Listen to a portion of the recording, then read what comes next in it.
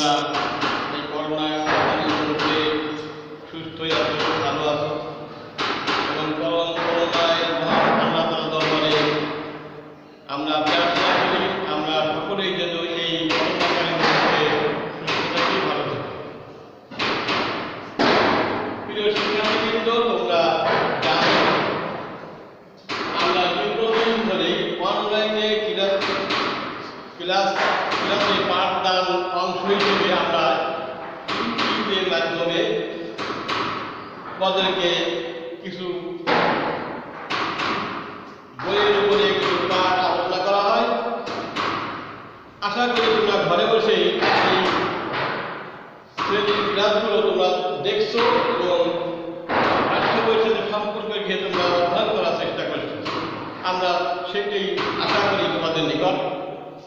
যেমন কথা না বাড়িয়ে ক্লাসের দিকে আজকের ক্লাসের দিকে চলে যাই।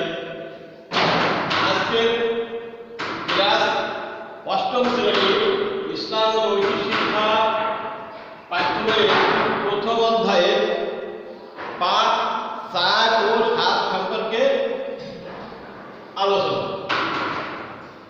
প্রথম আমরা চতুর্থ পাঠে চলে যাই। চতুর্থ পাঠে রিসালাত সম্পর্কে আলোচনা।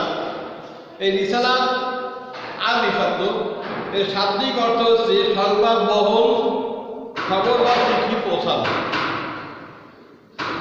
ইসলামী শরীয়তের পরিভাষায়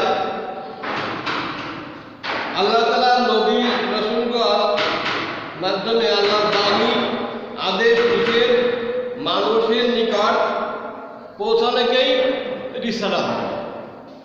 আর আল্লাহ তাআলা যাদের মাধ্যমে, যে সমস্ত বান্দাদের মাধ্যমে, আল্লাহর পছন্দনীয় বান্দাদের মাধ্যমে সাধারণ সকল মানুষের নিকট আল্লাহর আদেশ পৌঁছে দেন, তাদেরকে বলা হয় রাসূল, নবী ও রাসূল। তাহলে নবী ও রাসূল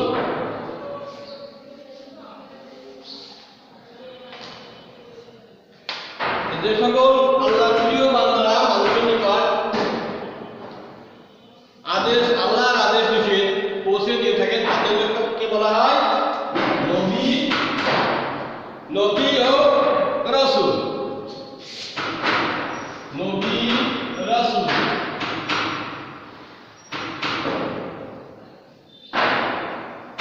নবী একটা শব্দ, রাসূল একটা শব্দ। আমরা জানলাম দুটো শব্দ, নবী আর রাসূল। তাহলে নবী একটা শব্দ, রাসূল একটা শব্দ। তাহলে নবীও আল্লাহর প্রিয় বান্দা, রাসূলও আল্লাহর প্রিয় বান্দা, মনোনীত বান্দা। এই নবী আর রাসূলের মধ্যে কিছুটা পার্থক্য রয়েছে। নবী হচ্ছে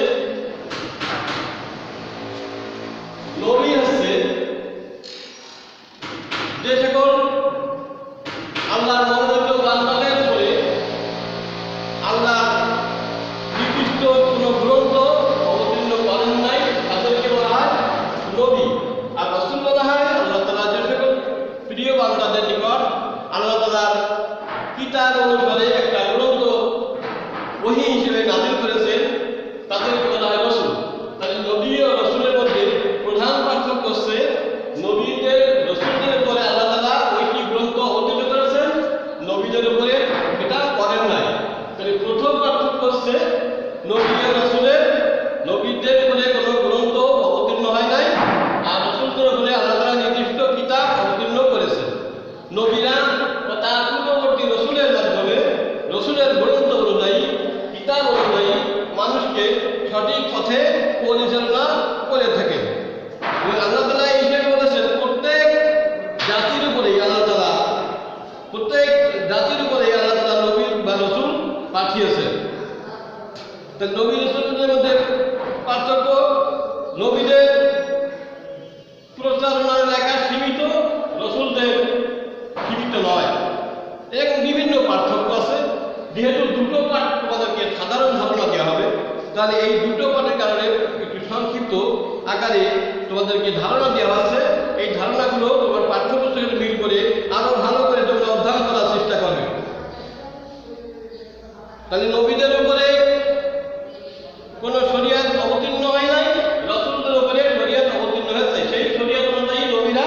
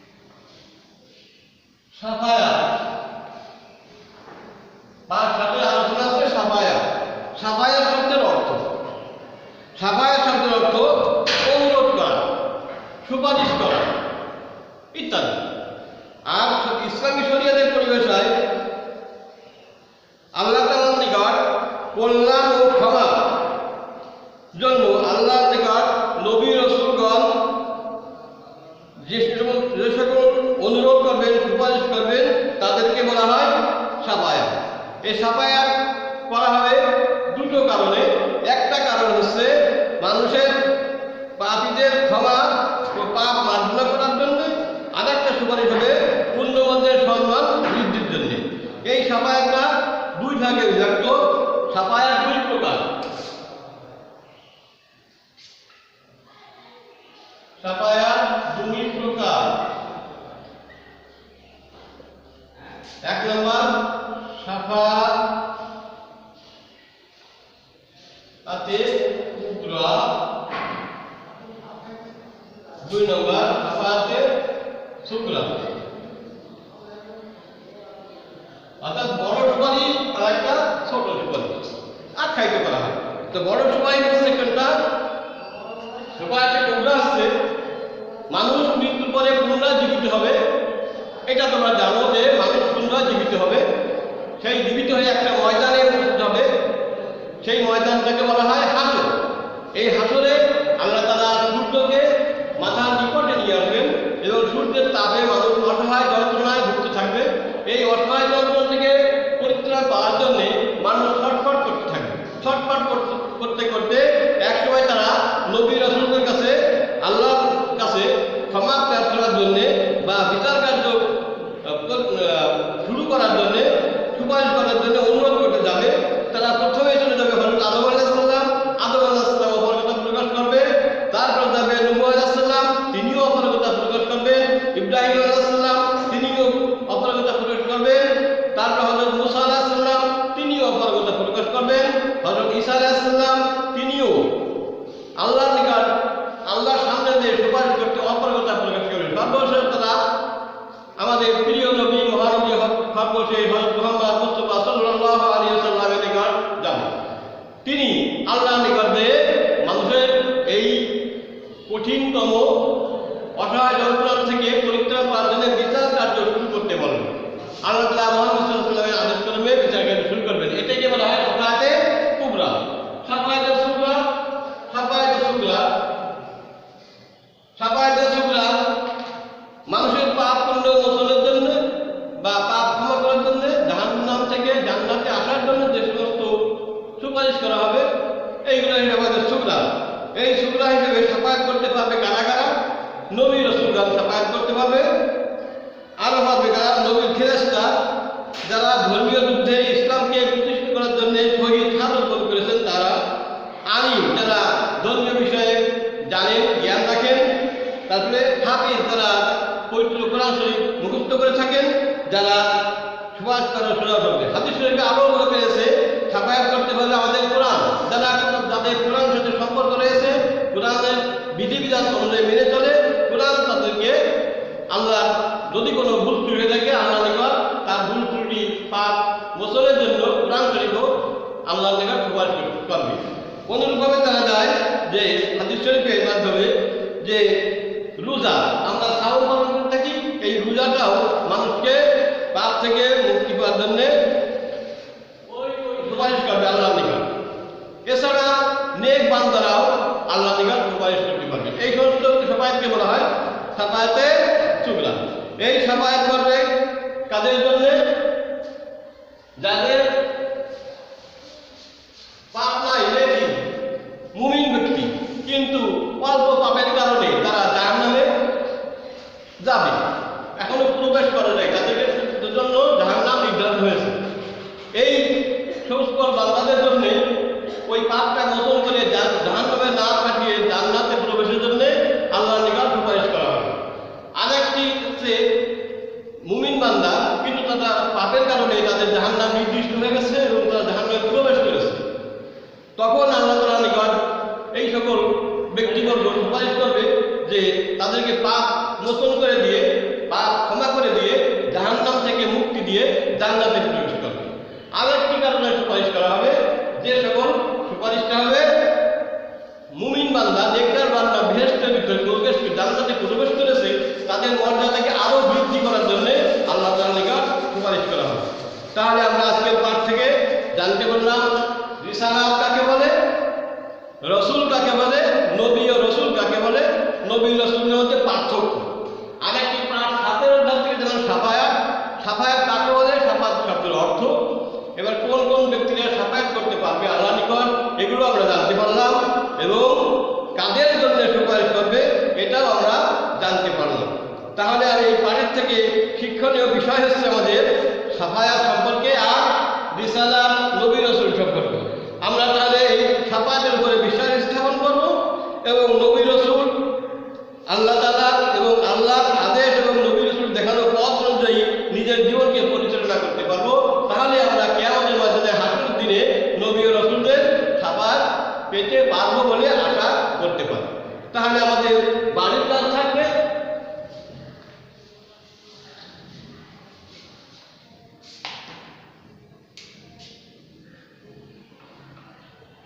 বাড়ির কাজ দুটো দিয়ে থাকবে, যেহেতু পার্ট দুটো। 1 নম্বর হচ্ছে নবী ও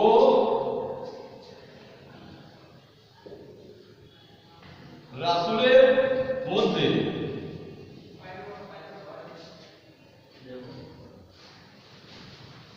কি কি পার্থক্য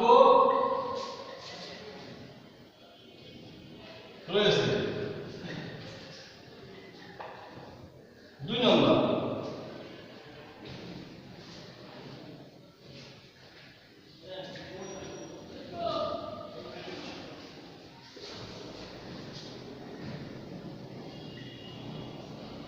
গুরুত্ব ও তাৎপর্য ব্যাখ্যা করো।